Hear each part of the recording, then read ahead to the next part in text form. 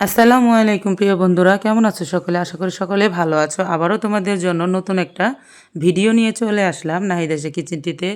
আশা করি আজকের ভিডিওটা তোমাদের অনেক বেশি ভালো লাগবে, কারণ এই সময় প্রচুর বৃষ্টি হচ্ছে, বর্ষার সময়। আর এই বৃষ্টির সময় যদি গরম গরম ধোয়া ওঠা পাতলা খিচুড়ি রান্না করে খাওয়া যায় তাহলে কিন্তু একদম জমে যায়। তো আজকে তোমাদেরকে আমি সেই রেসিপিটাই তৈরি করে দেখাবো, খুব কম সময়ে কম কিছু দিয়ে কিভাবে তোমরা একদম মজাদার একটা খিচুড়ি রেসিপি তৈরি করবে, সেটা দেখার জন্য অবশ্যই আমার সাথে ফুল ভিডিওটাতে জুড়ে থাকবে। এই যে দেখতে পাচ্ছ আমি সব উপকরণ নিয়ে নিয়েছি, তোমাদেরকে বলে দেওয়া হবে আমি কি কতটুকু পরিমাণে নেওয়া হয়েছি, কিন্তু অবশ্যই ভিডিওটা তোমাদেরকে মনোযোগ সহকারে দেখতে হবে। প্রথমে দেখতে পাচ্ছ এখানে দুই প্রকার ডাউল নিয়েছি আমি, মুসুরির ডাউল আর এখানে নিয়েছি মুগ ডাল। দুটাতে আমার 300 গ্রাম ডাউল আছে। আর এই ডাউলগুলোকে কিন্তু আমি ভেজে নেব, মানে মুগ ডাউলটাকে ভেজে নেব। তোমরা তো জানো মুগ ডাল কাঁচা খাওয়া যায় না, ভেজে খেতে হয়। তো যেই কারণে আর কি মুগ ডালটাকে আমি আলাদা রেখেছি, এটাকে ভেজে নেব। আর এখানে মুসুরির ডাউল নিয়েছি, আর এটা দেশি মুসুরির ডাউল। এই ডাউলটা দিয়ে মুগ ডাউলটা দিলে একসাথে রান্না করলে খেতে খিচুড়িটা অনেক বেশি মজা হয়। তো এখন আমি ডাউলটাকে ভিজিয়ে নিব।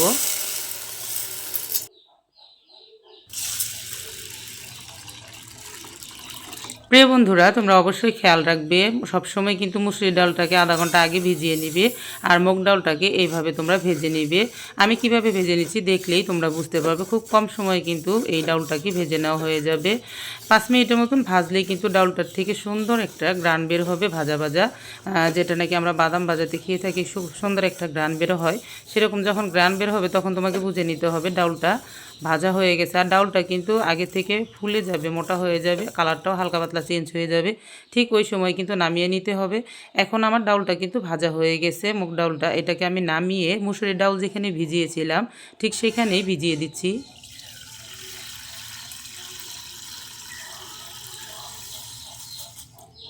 এখন আমি আধা ঘন্টার জন্য ডাউলটাকে ভিজিয়ে রাখবো। আর এখন আমি যে উপকরণগুলো নিয়েছি আজকে পাতলা খিচুড়ি রান্না করার জন্য সব কিছু তোমাদেরকে দেখিয়ে দিচ্ছি। এখানে দেখতে পাচ্ছ প্রথমে নিয়েছি ধনিয়া পাতা কুচি, একটা টমেটো কুচি, এখানে একটা আলু কুচি নিয়েছি, আর 2টা পটল কুচি নিয়েছি, কিছুটা বটবটি, কিছুটা নিয়েছি আমি চিরচিঙ্গা, আর নিয়েছি গাজর, 1 বাটি পেঁয়াজ কুচি, সাথে নিয়েছি 750 গ্রাম ব্রয়লার মুরগির মাংস আর কি। তো এখানে নিয়েছি 250 গ্রাম পোলাওর চাউল। তোমরা চাইলে কিন্তু মোটা চাউল দিয়েও রান্না করতে পারবে। টেস্টের জন্য নিয়েছি একটি ম্যাগি মশলা। আর মনে রাখবে তোমরা সবসময় কিন্তু আমি এখানে যে সবজি নিয়েছি সেই সবজিগুলোর পরিবর্তে তোমরা সবজিগুলো চেঞ্জ করতে পারো, মনে ইচ্ছা মতন সবজিগুলো দিয়ে দিতে পারো, কারণ আমি অ্যালার্জির জন্য ওই সবজিগুলোই নিয়েছি। তারপর আমি একটা ডিস্কো পাতিলের ভিতরে কিছুটা তেল গরম করে সেখানে পেঁয়াজ কাঁচামরিচ দিয়ে খুব ভালো করে ভেজে নিয়েছি। খুব একদম লালচে কালার করে ভাজবো না, হালকা করে। তারপরে এখানে আমি রসুনের পেস্ট দিয়ে দিলাম প্রথমে তেলের উপর ভেজে নেওয়ার জন্য। আর এখন কিছুটা সময় ভেজে নিয়ে আমি এখানে আদা বাটাটাও দিয়ে দিলাম 2 চা চামচ পরিমাণের। আর আমি রসুন বাটাটা দিয়েছিলাম 1.5 টেবিল চামচ পরিমাণের। তো এখন কিন্তু আদা রসুন দুইটাকেই আমি তেলের উপর খুব ভালো করে ভাজবো, যতক্ষণ পর্যন্ত নিচে লেগে যাচ্ছে ততক্ষণ পর্যন্ত ভাজবো। যখন তেলটা বের হয়ে যাবে, নিচে আর লেগে যাবে না, তখন আর ভাজবো না। কিছুটা দিয়ে দিলাম 1 চা চামচ পরিমাণের জিরা বাটা, সাথে দিয়ে দিলাম 3 চা চামচ লবণ, 1 চা চামচ হলুদের গুঁড়া, 1 চা চামচ মরিচের গুঁড়া, 1 চা চামচ ধনিয়ার গুঁড়া, 1 চা চামচ গরম মশলার গুঁড়া, আরও দিয়ে দিলাম জিরার গুঁড়া। এগুলো সবগুলো উপকরণ এখন মশলাগুলো তেলের উপরে হালকা একটু ভেজে কিছুটা গরম পানি দিয়ে খুব ভালো করে মশলাটাকে কষিয়ে নিচ্ছি। দেখতেই পাচ্ছ এখানে আমি ফুটন্ত গরম পানি রেখেছি খিচুড়িটা রান্না করার জন্য। অবশ্যই তোমরা ফুটন্ত গরম পানিটা রাখলে কিন্তু খিচুড়িটা রান্না করা খুব তাড়াতাড়ি হবে। আমি সম্পূর্ণ হাতের মশলা দিয়ে রান্না করে নিচ্ছি, তোমরা চাইলে কিন্তু রেডিমেড মশলা দিয়েও রান্না করতে পারবে। এখন আমি মুরগির মাংসটা দিয়ে দিলাম। এখন লাড়াচাড়া করে যতক্ষণ পর্যন্ত মুরগি থেকে পানি উঠবে ততক্ষণ পর্যন্ত আমি কষিয়ে সিদ্ধ করে নিচ্ছি। আর প্রিয় দর্শক, এখানে কিন্তু পাতলা খিচুড়ি রান্না করতে তেমন বেশি একটা চাউল লাগে না, আর যার কারণে আমি 250 গ্রাম এখানে চাউল নিয়ে নিয়েছি। আর এই যে দেখতে পাচ্ছ এখন মুগ ডাল আর মুসুরি ডালটাকে মুরগি মাংসের ভিতর দিয়ে একসাথে কষিয়ে নেওয়া হবে। আর তোমরা চাইলে কিন্তু ভাতের চাউলও দিয়ে রান্না করতে পারো, একটু বেশি কম বেশি করে নিতে পারো। আর যদি তোমরা চাও মুরগি দিয়ে রান্না না করে গরু মাংস দিয়ে রান্না করলেও পারবা, সেটা অনেক বেশি টেস্ট হবে।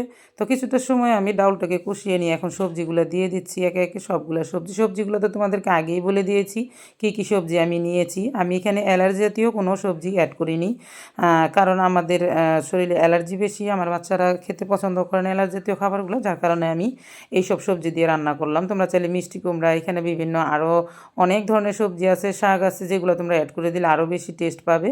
তো যাই হোক, এখানে আমি এখন 250 গ্রাম চাউলটা যে ধুয়ে নিয়েছি সেটাও দিয়ে দিলাম, একসাথে কষিয়ে নিয়ে এখন আমি কিন্তু বেশ কিছুক্ষণ কষিয়ে নেব। তারপর এখানে আমি ফুটন্ত গরম পানি দিয়ে দিচ্ছি প্রায় 2 লিটারের মতন।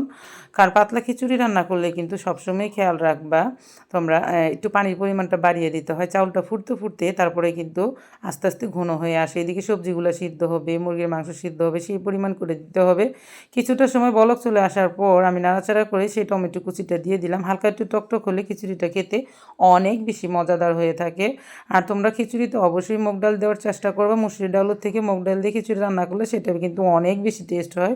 তো দেখতেই পাচ্ছ এখন কিন্তু আমি উপর দিয়ে আবার ম্যাগি মশলাটাও দিয়ে দিলাম। কিছু কাঁচা মরিচ আস্ত দিয়ে দিয়েছি, যেগুলো খেতে অনেক ভালো লাগে কামড়িয়ে খিচুড়ির সাথে।